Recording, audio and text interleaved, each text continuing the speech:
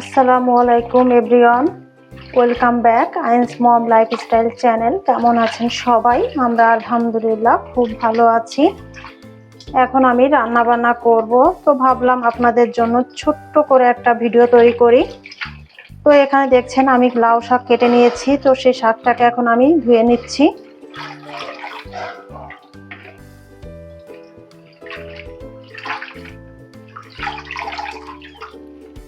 আপনাদের ভাইয়া লাউ শাক খুব পছন্দ করে, তো আজকে তাকেই লাউ শাকটা আমি ভাজি করে দেব।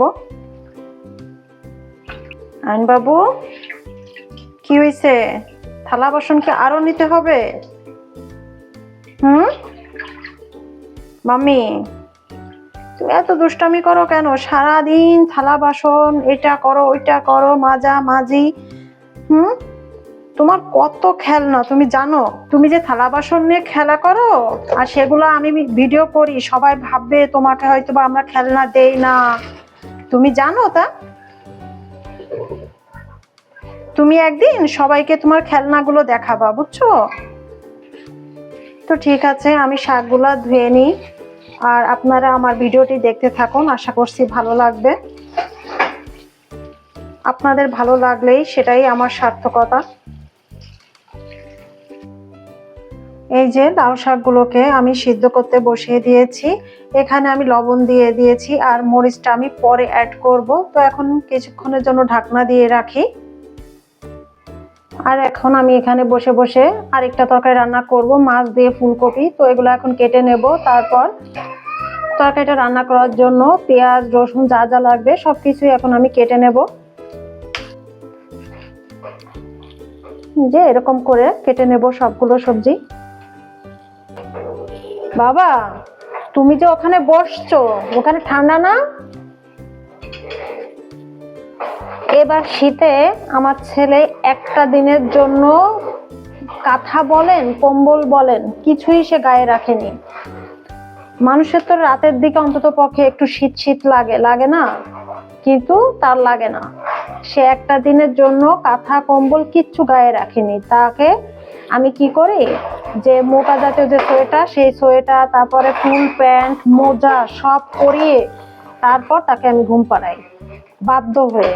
কারণ সে তো কাঁথা বা কম্বল গায়ে দেবে না, তাহলে তাকে ওইভাবে ছাড়া আর তো কোনো ওয়ে নাই।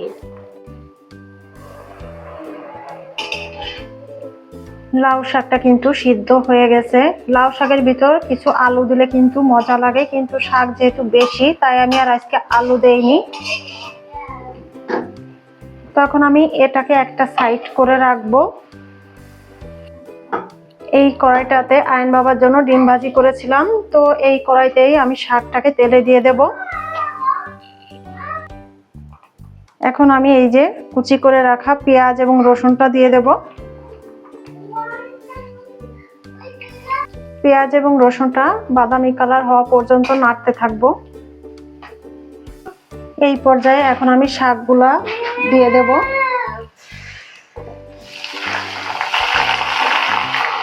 শাক মনে হচ্ছে একটু বেশি হয়ে গেছে, কড়াই ছোট হয়ে গেছে। যাই হোক, একটু কষ্ট হলো, নেড়ে নেব। আমার শাকটা কিন্তু রেডি, এখন আমি নামিয়ে নেব। আবার কড়াই বসিয়ে দিলাম। এখন হচ্ছে আলু ফুলকপি দিয়ে একটা মাছ রান্না করে নেব। এটা গরম হয়ে গেছে, আমি কিছু গোটা জিরে ভেজে নেব।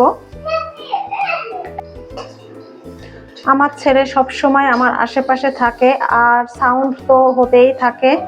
প্লিজ কেউ কিছু মনে করবেন না, কারণ একটা বাসায় যদি ছোট বাচ্চা থাকে আর তার মাকে যদি একাই যাকে মানুষ করতে হয়, তাকে সবসময় আশপাশে রাখতে হয় আর সাউন্ড হবে, এটাই স্বাভাবিক।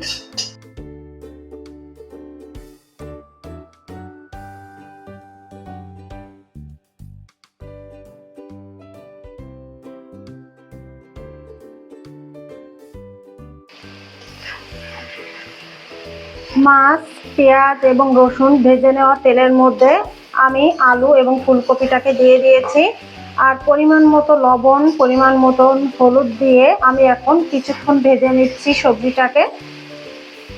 ধনিয়া গুঁড়া শেষ হয়ে গেছে, আমাকে ধনিয়া গুঁড়া আবার তৈরি করতে হবে, তা না হলে আমি ধনিয়া গুঁড়া এখানে অ্যাড করতাম। সবজিটা ভেজে নেওয়া হয়ে গেছে, এখন আমি পরিমাণ মতো পানি দিয়ে দিচ্ছি কষিয়ে নেওয়ার জন্য।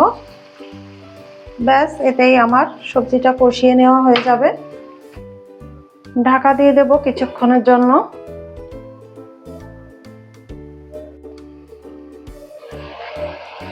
সবজিটা সিদ্ধ হয়ে গেছে। এখন আমি গরম পানি দিয়ে দিচ্ছি ঝোলের জন্য। আমি সব সময় ঝোলের জন্য গরম পানিটাই ব্যবহার করি। যখন জাল উঠে যাবে তখন আমি মাছটা অ্যাড করে দেব আর কাঁচামরিচের ফালি দিয়ে দেব। আবার একটু ঢাকা দিয়ে দেব। ওইদিকে ঝোলের পানিতে জাল আসতে আসতে আমি এখানে ডিমগুলো ধুয়ে নেব। ডিমগুলো ভিজিয়ে রেখেছিলাম, অনেকক্ষণই হলো। তো এখন ডিমগুলো ধুয়ে একটা ঝুড়ির মধ্যে রেখে দেব। এই তো হয়ে গেল ডিমগুলো ধুয়ে নেওয়া। এখন এভাবেই রেখে দেব। এদিকে ঝোলের পানিতে জাল উঠে গেছে। তো এখন আমি মাছটা অ্যাড করে দেব।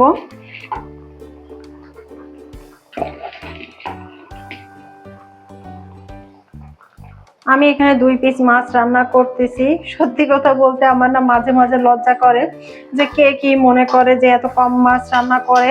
আসলে আমরা 2 জন মানুষ, আর আয়ন বাবা তো মাছ মাংস একদমই এখন খেতে চায় না। তার কারণে আমি 2 পিস মাছই দিয়েছি। আর আয়নের পাপা সকালে মাছ খায় না, আমি সকালে তো কিছুই খাই না, একটু চা বিস্কিট এই ধরনের খাবারই খাই। আর আমি একমাত্র দুপুরেই ভাত খাই, রাতেও আমরা ভাত খাই না। তার কারণে 2 পিস মাছ দিয়েছি আগামীকাল দুপুরের জন্য। আশা করি আপনারা বুঝতে পেরেছেন।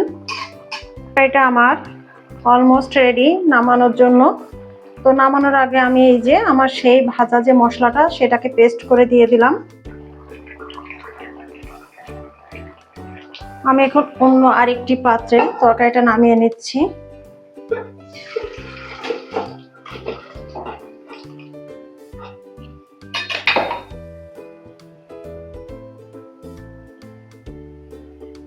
আজকের মতো আমার রান্না বান্না এখানেই শেষ।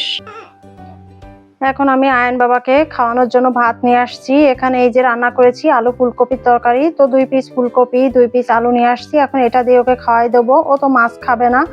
ওকে যদি মাছ দেই তাহলে সঙ্গে সঙ্গে ফেলে দেবে গাল থেকে সব ভাত। তো যাই হোক, ভিডিওটি এই পর্যন্ত। সবাই ভালো থাকবেন, সুস্থ থাকবেন, আমাদের জন্য দোয়া করবেন। আল্লাহ হাফেজ, আসসালামু আলাইকুম।